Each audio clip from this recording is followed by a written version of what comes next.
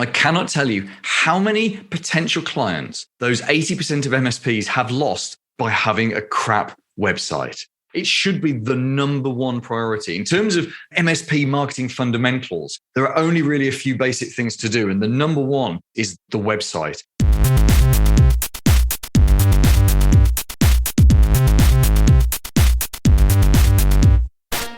Welcome to Evolved Radio, where we explore the evolution of business and technology. I'm your host, Todd Kane. The Evolved Radio podcast is brought to you by Evolve Management Consulting. It's our mission to help MSPs increase profit and decrease stress.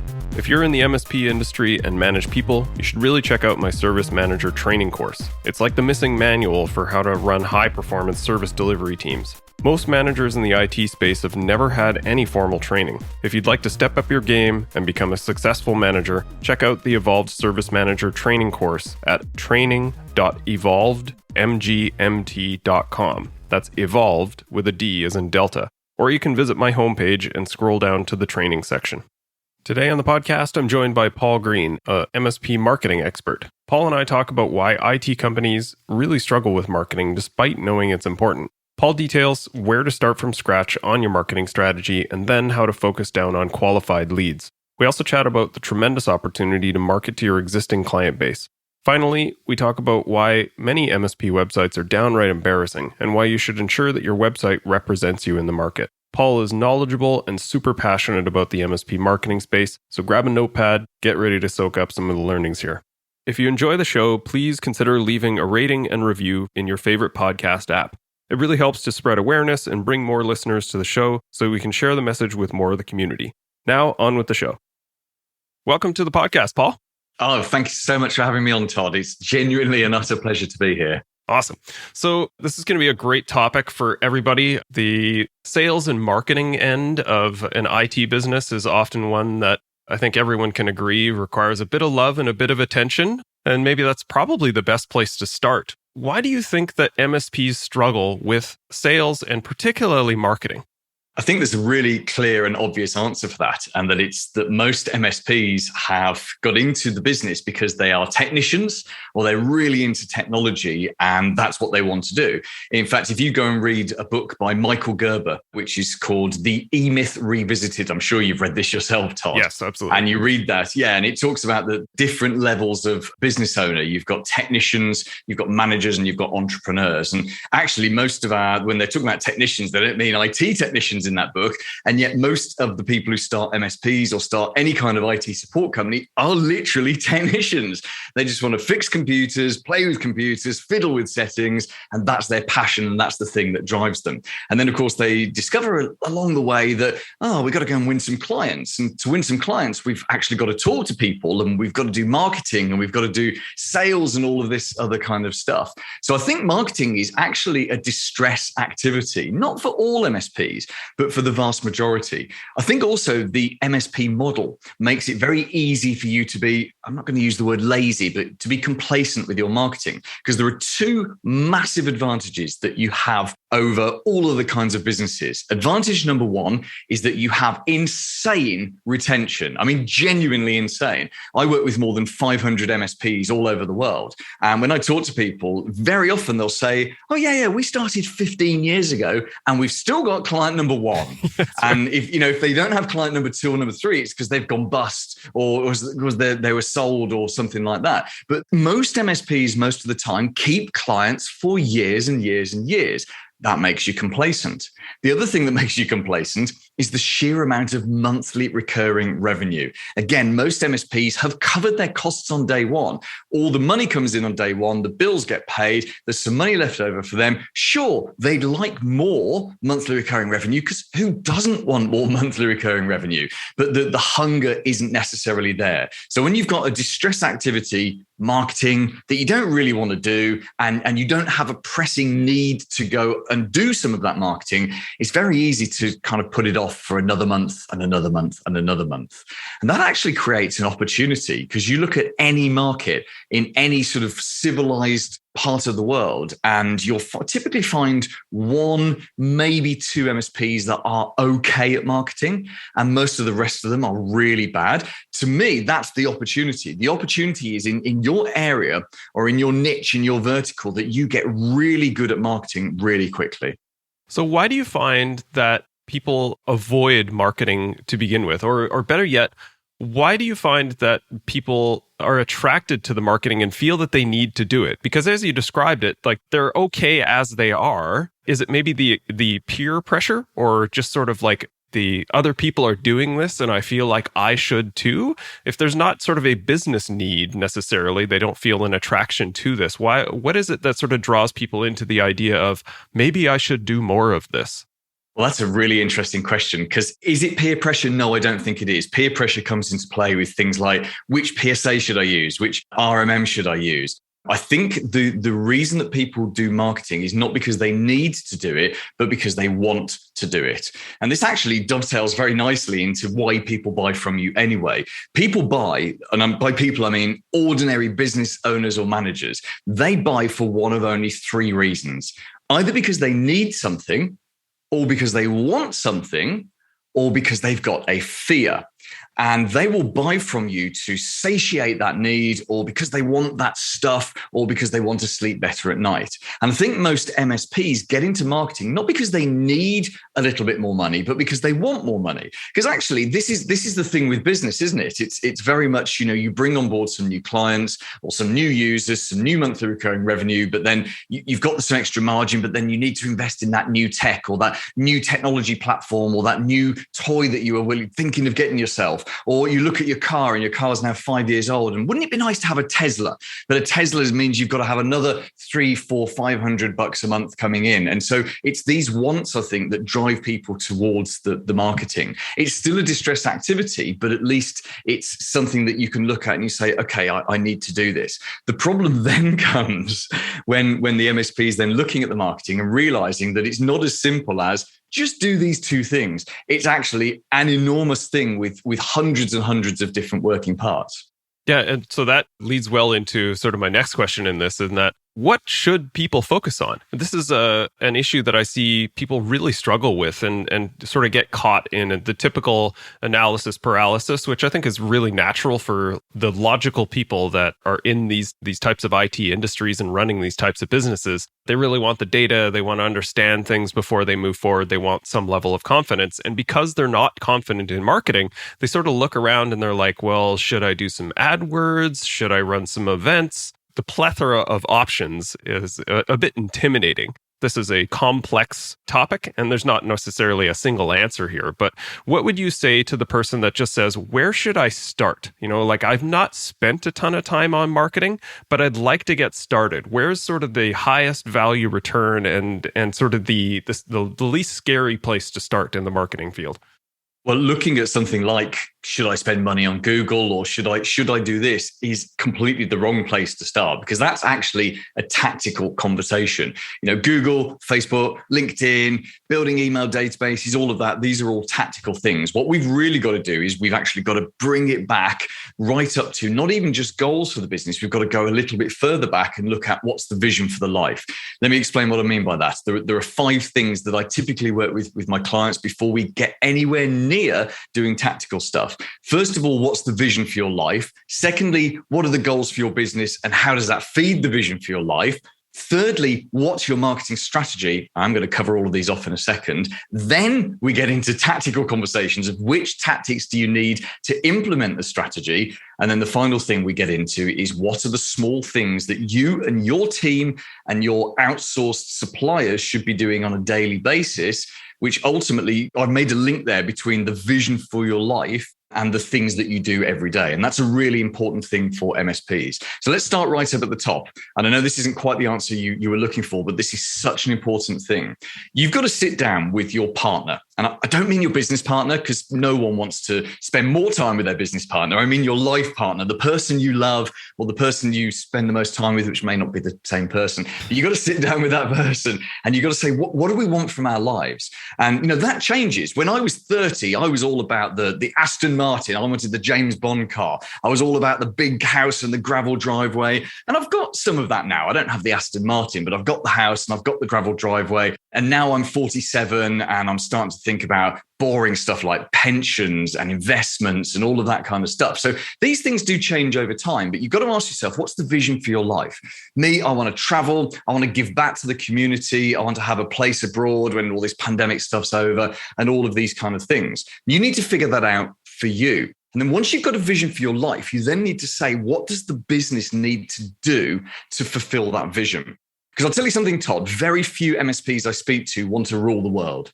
Very few of them want millions and millions and millions of revenue. They'd like that, but they don't want to have to do the work to get those millions of revenue and the hundreds and hundreds of thousands of dollars of profits every year. That just doesn't fulfill their life needs. Most of them just want a little bit extra cash, a bit of a bigger house, more holidays, and more than anything, they want more time. They want more time with their other halves, with their kids, with doing the things that they love doing, which computers can be fun, but you know what? Taking the dog for a walk or going hang gliding or windsurfing, for a lot of people, that's a lot more fun. So you see how we're looking at what are the goals for the business? If, for example, one of your goals is to only work 20 hours a week, which is an excellent goal, then you've got to look at whatever you do for your marketing and say, whatever that marketing strategy is, it cannot tie me into the business even more. If I am the number one technical person in the business, then we can't go out and start selling to manufacturers with bespoke setups and weird machines that are still running XP that haven't been rebooted for 7 years. We don't want stuff like that because that's not great business. That's bespoke, hard business to do. We want nice, standardized business. Let's get more lawyers. Let's get more CPAs. Let's get more regulated industries. Let's get more healthcare where we can roll out the same solution, a standardized solution from client to client to client to client to client. And where they're regulated, that means they're going to spend good money on cybersecurity. They're going to take our suggestions properly. They'll do the quarterly business reviews or strategic reviews or whatever you call them, and they will be more compliant clients. You're speaking my operational language here, Paul.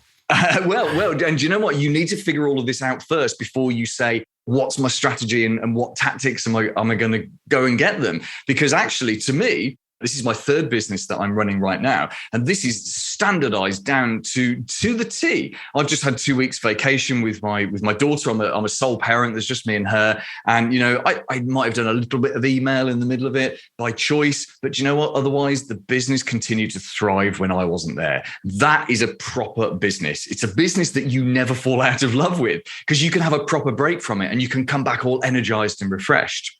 So once you've figured out your vision and once you've figured out the goals and you've figured out who you want as clients, then you come into your marketing strategy. Now I'm going to share with you, Todd, and you may have heard this before because I say this on a lot of webinars. There's a 3-step marketing strategy that I recommend to all MSPs.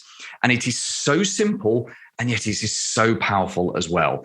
I've used this strategy multiple times. I use it in my current business. I used it in a marketing agency, which I built up and sold back in 2016. This is such a simple but powerful strategy. Step number 1 is you build multiple audiences.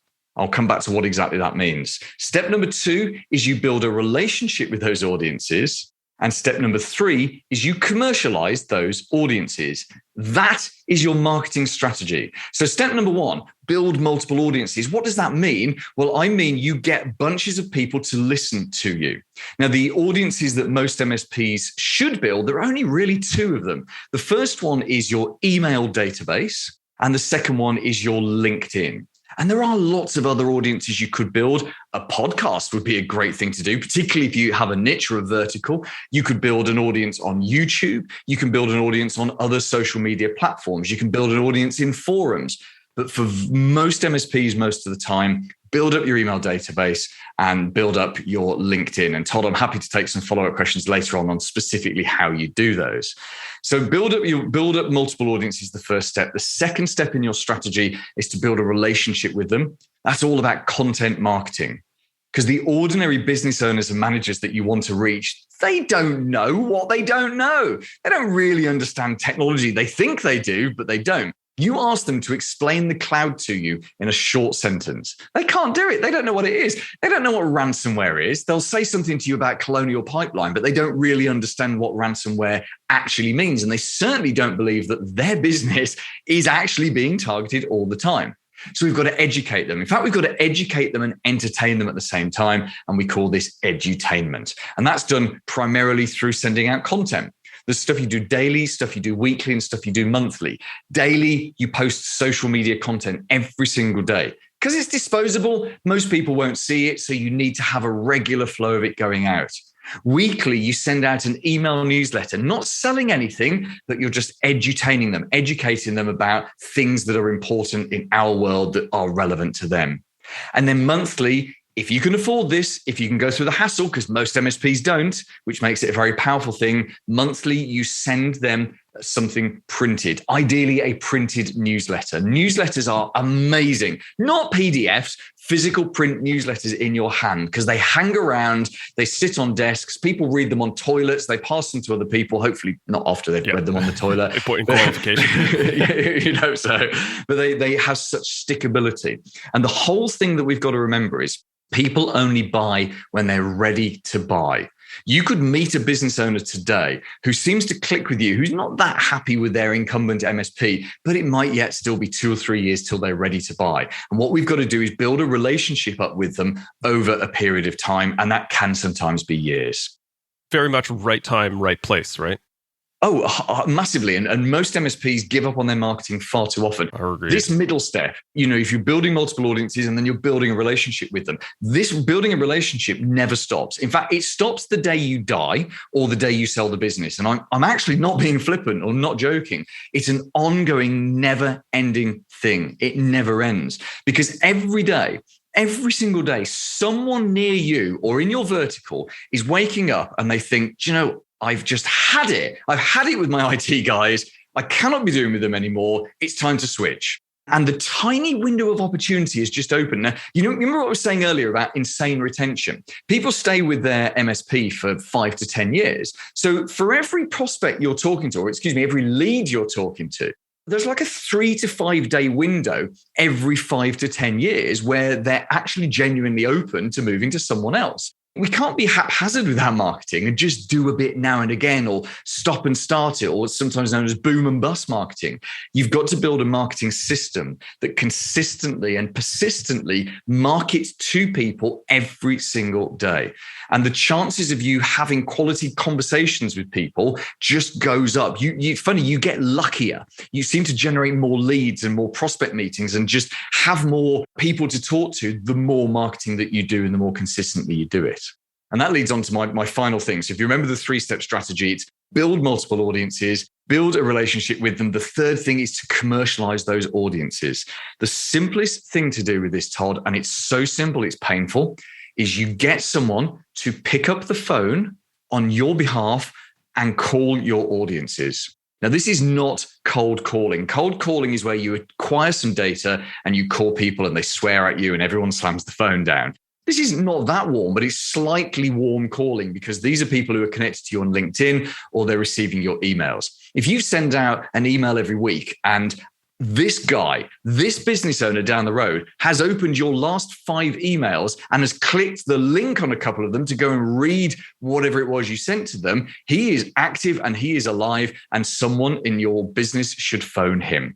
And the phone call is not a sales call. We're not trying to sell anything over the phone. In fact, the person who does this call for you doesn't even need to know anything about technology. The purpose of that call is to try to book a 15-minute video call with you or whoever does the selling within the business. And it's beautiful. It's just beautiful. You get someone else, whether that's a virtual assistant or a back-to-work mom, to work 2 to 3 hours a day, 2 to 3 days a week, calling your audiences until they come across that person who's either in that window where they're going to switch or they are approaching that window where they're going to switch. And, you know, if you've got someone doing this, let's say 10, 15 hours a week for you, you might only get 1 or 2 video calls booked a week.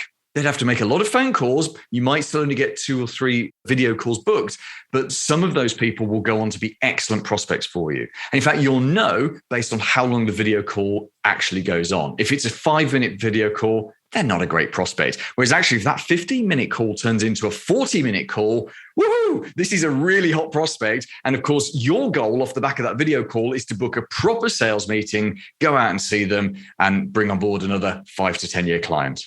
So first steps would be a definition of what you're actually trying to build and what you're looking for, what you want from your life. Moving to that, I guess, trying to marry up that tactical with sort of the larger strategy of build multiple audiences, build a relationship, and then move to some type of qualification or lead and development of commercialization, as you say.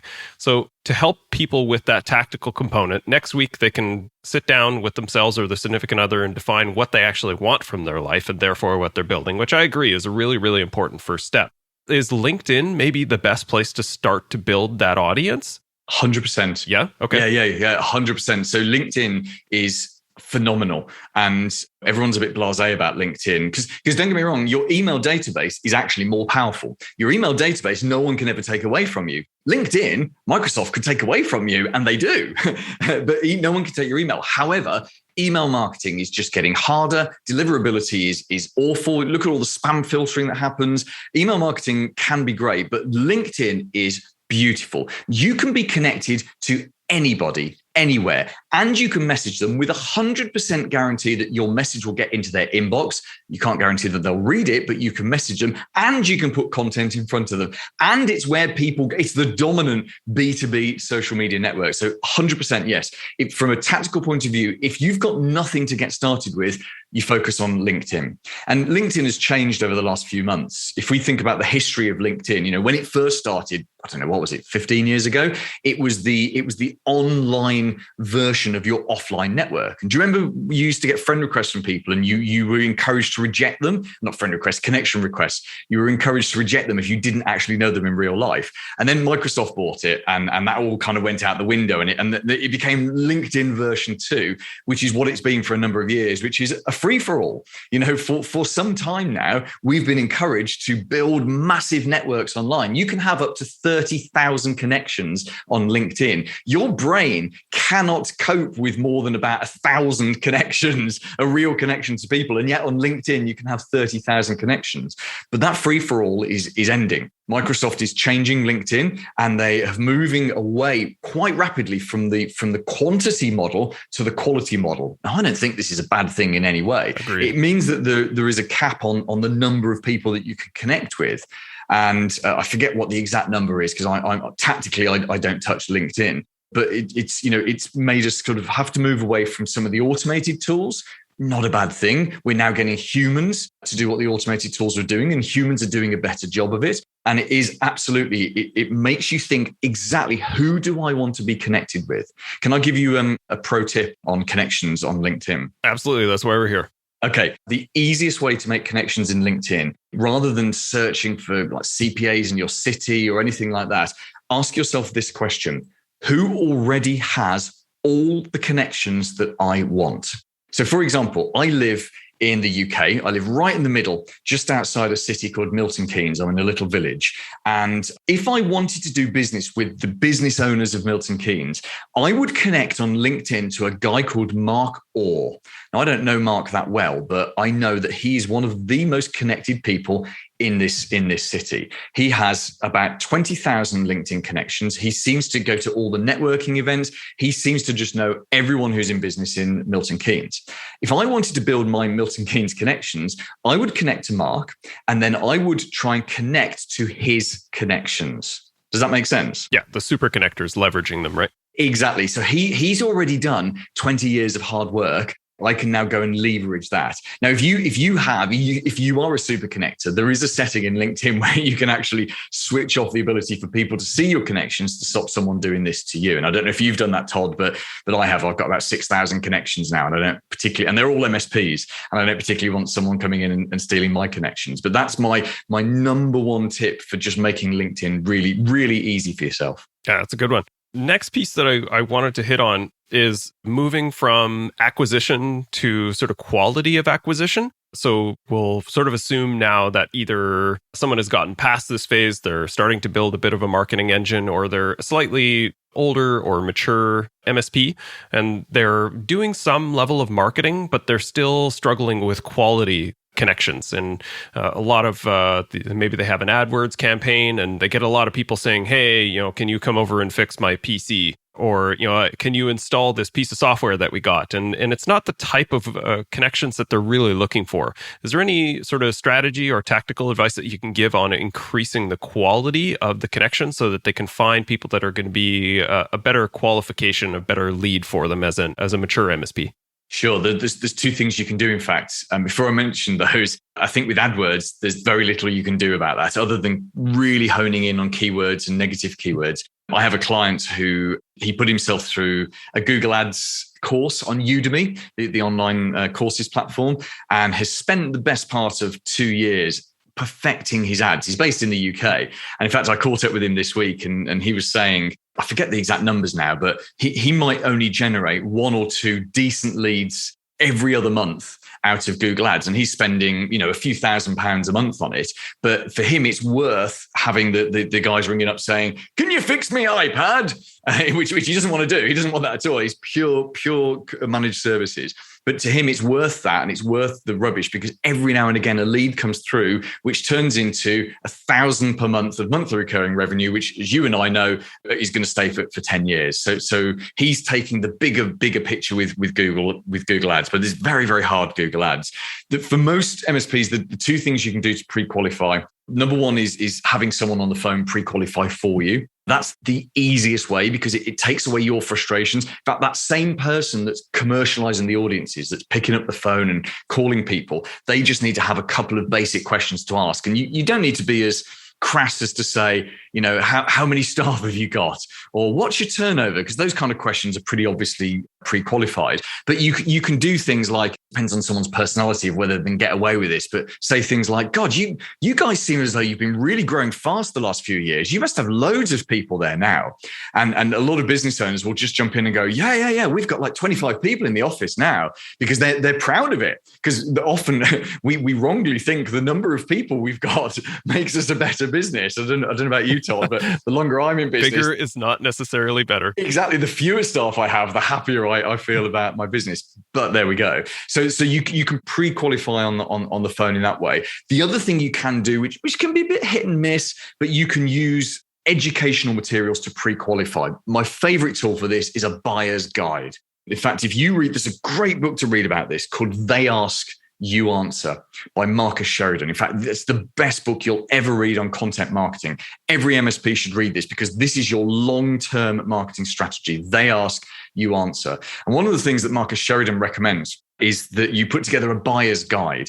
Because you've got to remember what we said earlier, the business owners and managers that you want to reach, they don't know what they don't know. So let's teach them. I give my clients a buyer's guide, which they can custom and tailor for their marketplace. And it's a really long one. It's like a 40, 50 page buyer's guide because we go into everything. We go into cybersecurity, we go into hardware, we go into software, we go into systems, but it's not written from a tech point of view. It's written from a business owner's point of view. So we're looking at all of these things in the context of productivity, in the context of staff not whinging. We're looking at, making sure the technology promotes growth, not inhibits growth, and all of those kind of things. What you'll find is someone who sits and reads a buyer's guide in a way like that and actually consumes it is pre-qualifying themselves.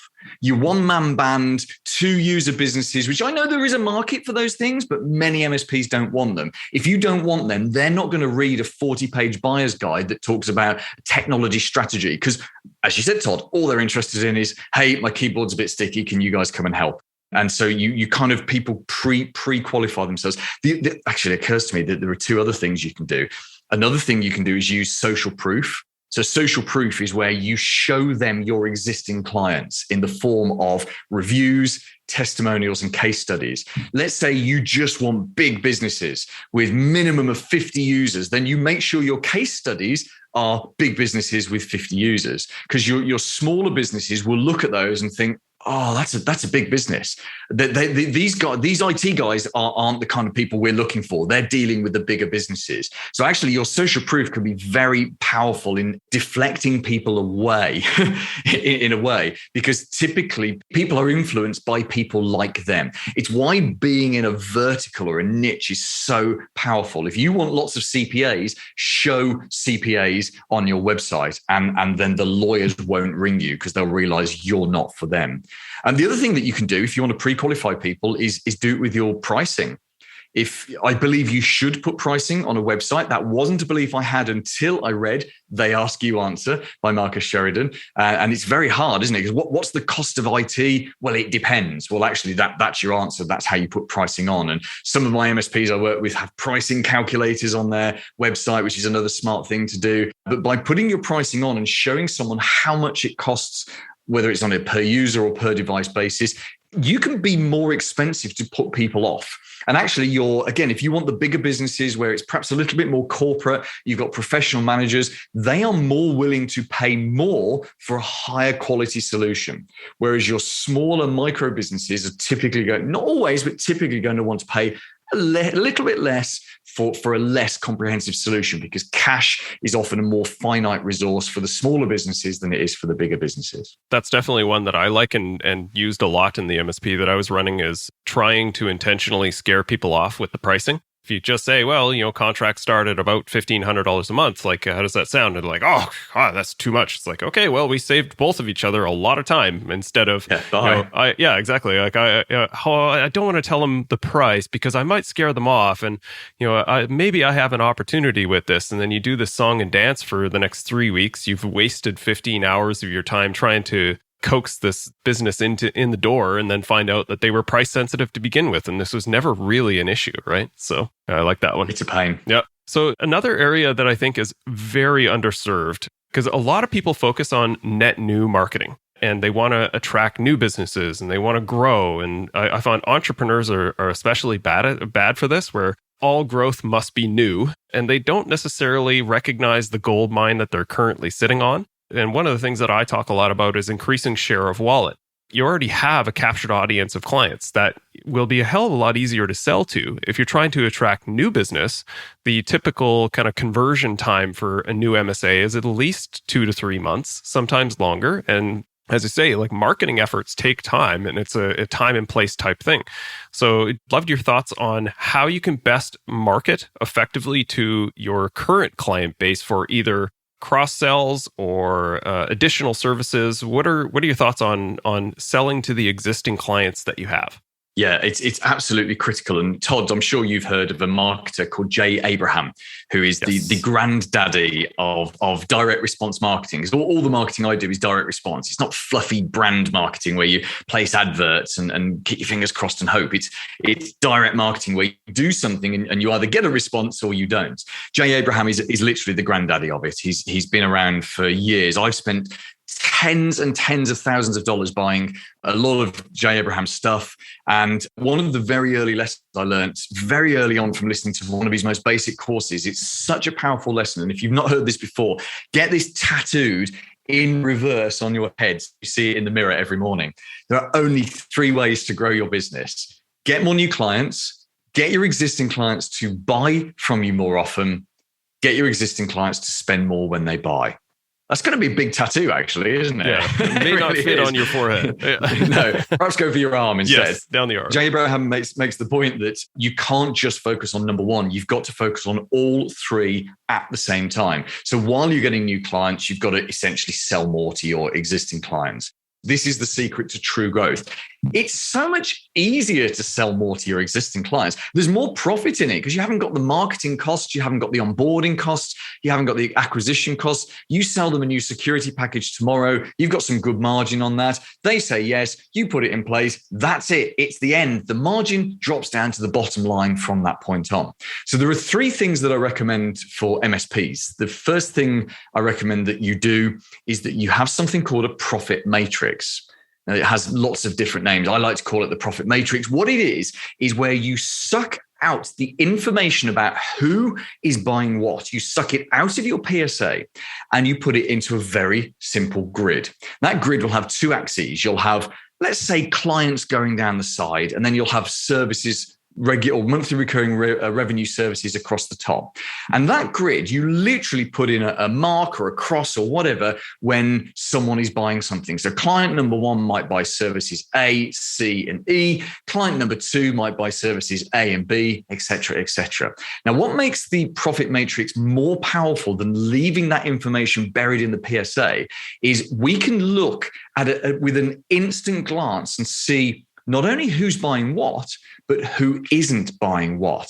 In fact, I recommend to all my clients that they don't do this on a screen or in a spreadsheet, but they literally get a massive whiteboard and put it on their office wall, or if they've got a home office, have two, and they literally make it a physical thing, because physical things are so much better than digital things. I know the digital world is awesome, but if you want something to really stand out, this is the grid you should be looking at every day. You want to get it out of your computer and put it on the wall. You want to put it in front of your help desk technicians, your first line technicians. You want them, as they're talking to the clients, their eyes to glance up at the board and for them to think, yeah, if only they were buying so-and-so service, they wouldn't have this problem. Because you and I know the technicians won't act on that. But if we can then train the technicians to at least drop you an email and say, hey, just had so-and-so clients on the phone, they've got this problem. If they bought service C, that would just remove that problem. Could you give them a ring? Hallelujah. We've just got the technicians to tell us when they come across sales opportunities. So the profit matrix is a really critical one. And you can then gamify it as well. You can look at something like, security has been a massive thing over the last few months. It's been huge for a couple of years, but haven't all MSPs just doubled, tripled down on talking about and reviewing their security over the last couple of months? And you could look at, your security package on your profit matrix, and it's going to tell you there on a whiteboard on your office, which of your clients are most at risk. It's going to tell you who's most likely to be breached. It's going to tell you who are the danger points. Those are the people that you get on the phone to immediately. You upgrade them to a better security package, or in fact, well, do you know what I'm telling my clients right now? Is upgrade everyone. If you're not comfortable with their security, you force an upgrade on them and they have to opt out. We've even given them a disclaimer. It's not a legal document. It's a discussion document where they can go through with their clients and go through, there's about 15 different lines of cybersecurity, and discuss it with them. And the idea is that they scare their clients so much that even their tight clients who don't want to spend another dollar on anything will realize by the end of it, geez, we've got to invest in this, because actually this stuff is really quite important. So the profit matrix is just your best friend for all of this kind of stuff. It also really pays for itself, pays for all the effort and time that goes into it, if you marry it with a quarterly business review. I don't call them quarterly business reviews because I think quarterly is overkill for most clients. So I call them strategic reviews. I know they're called technology reviews in the tech tribe, and lots of different platforms have different names. Let's call them strategic reviews. Strategic review is where you sit down with your client, because a Zoom is okay. And if you have to because of COVID, fine. But nothing beats a physical meeting or taking them out to lunch. Once a year, you sit down with them and you talk about their favorite subject, themselves, their business, the future, growth, plans, ideas. Where are you going? A strategic review is never a backwards looking thing. Forget SLAs. You'd be crazy to hold yourself accountable to SLAs anyway, unless clients absolutely demand them. They're just like SLAs are a loaded shotgun that you give to clients pointed at your own head. But it's not about looking backwards at SLAs. It's not about that problem with a ticket 4 weeks ago. It's all about the future. And it's about talking to them about their aspirations, their hopes, their fears. If you're really smart, you'd use one of the many technology platforms out there, like Managed Services Platform or VCIO Toolbox. I think there's another one. I think it's Audit for IT. There's dozens of these. You'd use there's so many around. You'd use some software like that to produce a technology roadmap. And, producing a technology roadmap where you and your client on a semi-regular basis, whether that's, annually or every 6 months or quarterly, are agreeing what technology they're going to invest in the next 2 to 3 years. How amazing is that? There's no other sector in the world where you can routinely get most of your clients to agree what they're going to spend with you in the years ahead so that they can budget for it. And they're essentially committing themselves to it because that technology roadmap feeds their own growth. It is utterly, utterly, utterly beautiful. And this is how we guarantee, in fact, this is how we create true partnership. There's lots of talk amongst lots of vendors about MSPs partnering with their clients. True partnership is where you're inside, you're their strategic advisor. That's why I prefer to call it a strategic review.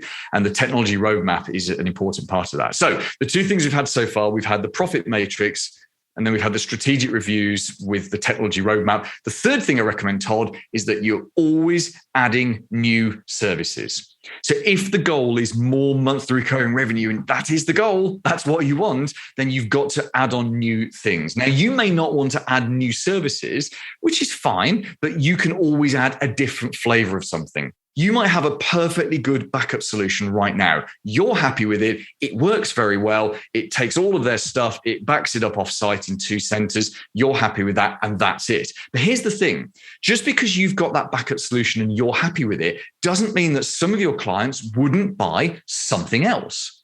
We are not the ones who must decide what the clients buy. All we can do is advise them and let them decide what they want to buy. So you might introduce an enhanced version of your backup, which has a NAS box on site for urgent, quick backups, and you back it up to another data center in another country for whatever reason you do that.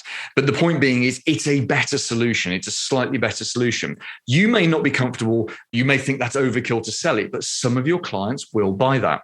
I have a financial advisor who works with me, and he buys everything, absolutely everything, because he knows I'm in this world. He knows I'm not a tech, but I'm in this world. And he'll say to me, "Oh, I've just bought this package, or I've just bought that package." And literally anything his MSP rings up with, because he's regulated and he will literally lose his entire business if he has a cybersecurity breach, he buys everything just to stay safe. And that's one of the things that helps him to sleep better at night.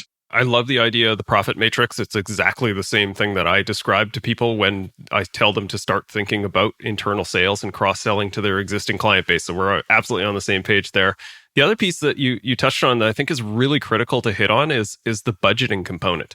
And this is a really, really important part of the strategic review that I don't think gets enough airtime, or people don't really sort of think about why it's important, because it marries up exactly with what you said of people qualifying the purchase for the client before they even discuss it with them. And you see this all the time in internal discussions where an account manager comes back to the owner of the company and says, these guys are cheap, they won't buy this, right? And if you actually sort of dig into that, what you find is you approach them with a $30,000 project and the person said, "We can't afford that." That doesn't mean, no, I don't see the value and I won't purchase this. It means I don't have $30,000 to give you right now.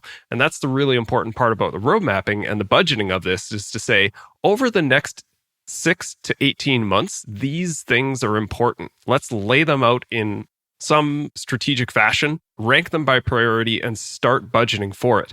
Because the amazing part is this is why I love budgeting as a component of that technology review, is that most people that are running a business are not proactively thinking about their spending on IT. Because you ask them, what's your IT budget? They glance over at their CFO or their controller and say, what did we spend last year? That's the extent of their budgeting, right?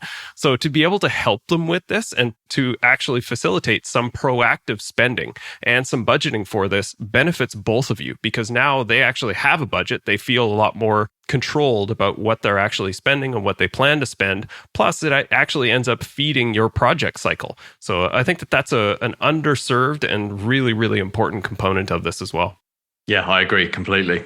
So the next one I wanted to hit on that I think is right up your alley as well. In the Tech Tribe, you do this little service where you review people's websites, which I think is awesome, because I feel that there's definitely a tale of two websites in the world, I suppose with everything, but this is particularly prevalent in the IT space. Most MSP websites are pretty good. Like they're kind of formulaic, but they're decent. They're good enough.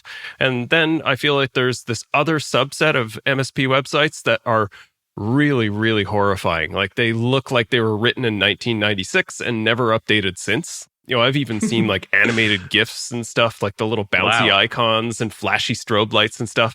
It's incredible, the differential of quality in what people have for their websites. And quite frankly, it's the first thing that people are going to look at when they're considering you as a service provider. So not that it needs to be amazing and like the top tier website, that's ideal, that would be great, but it definitely needs to be professional and to be able to communicate the sort of the quality and the personality of the business that you're providing. So what do you see? Like, what do you think are sort of the main hangups, and what's sort of the minimum standard that you look for when you're kind of surveying a website to determine whether or not it's going to fit in what that MSP needs? There are two basics that you've got to get right, and it's humans and engagement. And if you get those two things right, all of the other things that you get wrong don't really matter. And what I mean by that is you take that, you said it was a subset of MSPs that have awful websites. Let's say that subset is 80% of all MSPs. So it's higher than I think, I guess. I know. I know it's an awful thing to say, but I must have looked at 1,000 MSP websites over the last 5 years or so. And it's when you come across one that's really that's okay, that's all right, that's got pictures of real people and a video of real people, and there's some level of engagement, and it's got live chat, and you can book a call on the live calendar. It's like it's nourishing to the soul. And then you come across a really good website that's someone's clearly spent an enormous amount of time, and it is typically time, not money, on the website. And I literally get excited, and I bookmark it, and I run around my house because it just doesn't happen very often. Most MSPs have awful websites. They're technical. They're too focused on services and technology. There's no humans on there. There's no warmth. There's no emotion. They're, as you say, they're designed in 1996.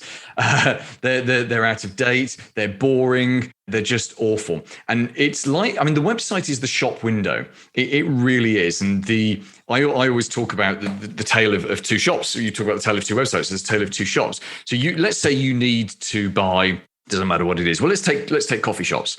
You want a drink. You walk down your high street, you go to the mall, whatever you do, and there's two coffee shops next to each other. One of them is a locally owned one, and there's a sign in the window that says coffee 50 cents.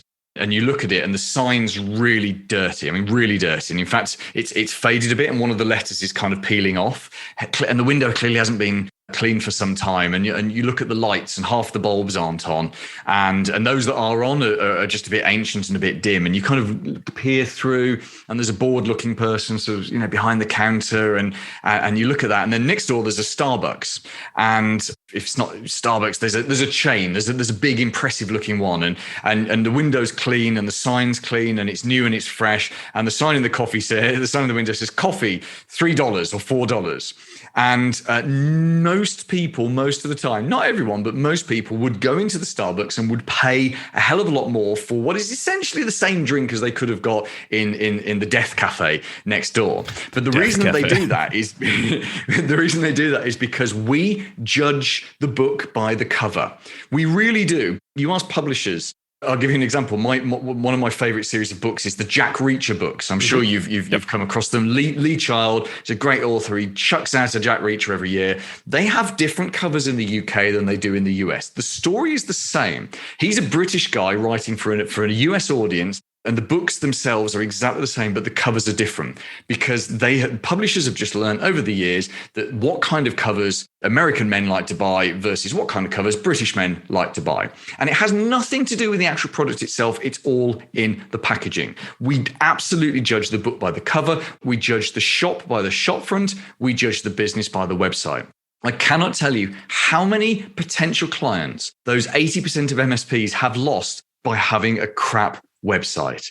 It should be the number one priority. In terms of MSP marketing fundamentals, there are only really a few basic things to do. And the number one is the website. A human, engaging website that's full of warmth, that's full of stories, that's full of people. I get my clients to put things like photos of themselves with their family. If you're a family person or a family guy and you're based in a town and it's a town of, 50, 60,000 people and lots of people know you and you're involved in Rotary and you go to a BNI and you're always at the ball game and all of that stuff. Put that on the website. You might not put that on the homepage, but you put it on the About Us page. The two most trafficked pages of a website are the homepage and the About Us page. Show me a picture of your family and your kids. Show me a picture of you with the local landmark. Notice I haven't said there, show me a picture of you typing away, setting up Windows 365 for someone, because that's completely irrelevant. People don't buy technology, they buy business outcomes. And because they don't know what they don't know about technology, they're not making a cognitive decision about which MSP to choose. They're making an emotional decision. Or put it another way, they are picking you or rejecting you based on whether or not they like you. And the only way they're able to make that decision is what you put out in the packaging. So people with really bad websites, not only do they tend not to get much traffic, but they literally, people are being put off because the shop front is just awful. It should be the number one thing you get fixed immediately.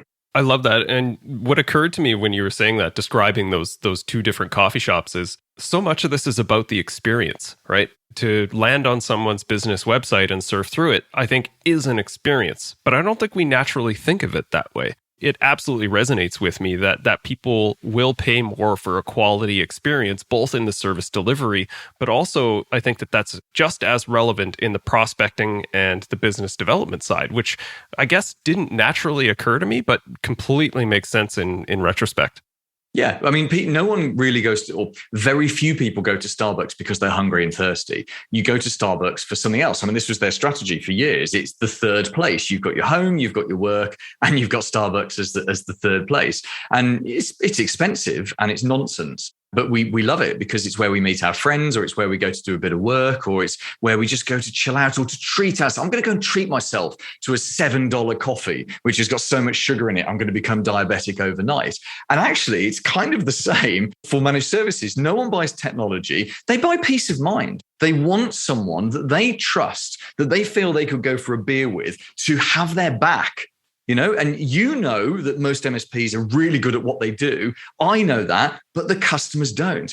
This is one of the things that stops people from switching MSPs. It's one of the reasons why you have such good retention. It's called inertia loyalty. When someone is with an MSP, even if they dislike them and the relationship has broken down, it still feels safer and easier to stay with the MSP that you don't like than it is to switch over to a brand new MSP that you don't know at all. It's why I recommend to my clients and all MSPs, when you're doing sales proposals, you always put a picture of your face on every document. Your proposal, your buyer's guide, any educational book that you give them, any impact box that you send them, anything. Why? Because when someone's thinking of switching MSP, they'll have 2 or 3 or 4 firms coming in to pitch, to put a proposal in. And actually, if you're a warm person and you've connected with them, they're going to connect more with your face than with your random company name, because your random company name sounds exactly the same as all the other random MSP names that have been invented. But your face is the unique thing that they will connect with, and they'll remember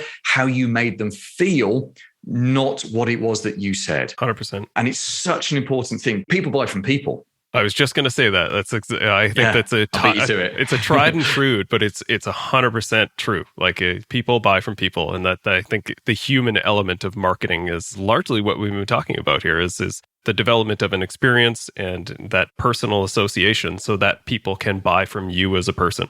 But this has been awesome, Paul. I really appreciate your time and your thoughts on this. I think this is probably just scratching the surface of a lot of these topics. So potentially could have you back on in the future to dig a little deeper. In the meantime, I think for people that want to know more about the services that you provide, you have an excellent podcast and just an absolute treasure trove of materials available on your website. So if you could tell people where they can find that information, that'd be great. Sure, thank you. We, as you say, in fact, I'll send you a free copy of my book, which is called Updating Servers Doesn't Grow Your Business, an actual free paperback copy. And you can see all the other stuff and get that sent to you at paulgreens.mspmarketing.com. So we've got, that's our education site. There's tons of content on there. We've got videos, resources. It's all free. And as I say, we'll send you a free copy of the book, paulgreens.mspmarketing.com. Excellent. And we'll link to all that stuff in the show notes as well. Paul, this has been awesome. Really appreciate your time. Thank you. Thanks for having me on, Todd.